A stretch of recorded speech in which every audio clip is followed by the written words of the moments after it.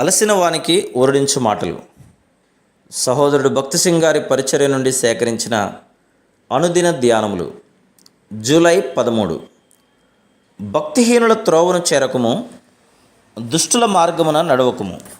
సామెతలు 4:14.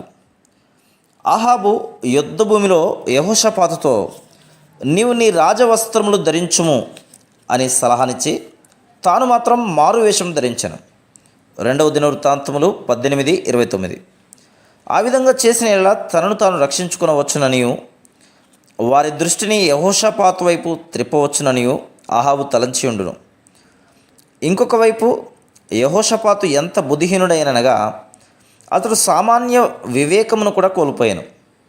అతని మెదడు కూడా పనిచేయనట్లే కనిపిస్తుంది.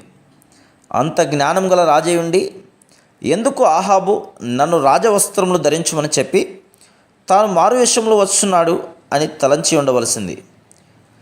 ఎప్పుడైతే మనం దేవునికి అవిధేయత చూపుదామో అప్పుడు మన మెదడు సరిగా పనిచేయక మనము బుద్ధిహీనంగా ప్రవర్తించుచు మన స్వనాశనమునకే పరిగెత్తుతాము. ఆహాబు యొక్క శత్రువు ఏ సైనికుల మీద కాదు కానీ ఇశ్రాయేలు రాజుపై మాత్రమే దాడి చేయమని ఆదేశించాను. కాబట్టి ప్రజలు ఇశ్రాయేలు రాజును చంపవలనని ప్రత్యేకంగా అతని కొరకే చూచుండిరి. ఎప్పుడైతే వారు యెహోషాపాతును రాజవస్త్రములలో చూచిరో వారు తక్కిన ఇశ్రాయేలు సైన్యమును విడిచిపెట్టి యెహోషాపాతును చుట్టుకొనిరి.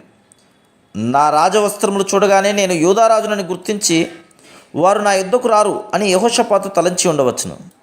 కానీ యుద్ధభూమిలో ఆహాబు యెహోషాపాతును ముందు భాగంలో నుంచుటచే అతనే ఇశ్రాయేలు రాజుని శత్రువు మోసపోయాను.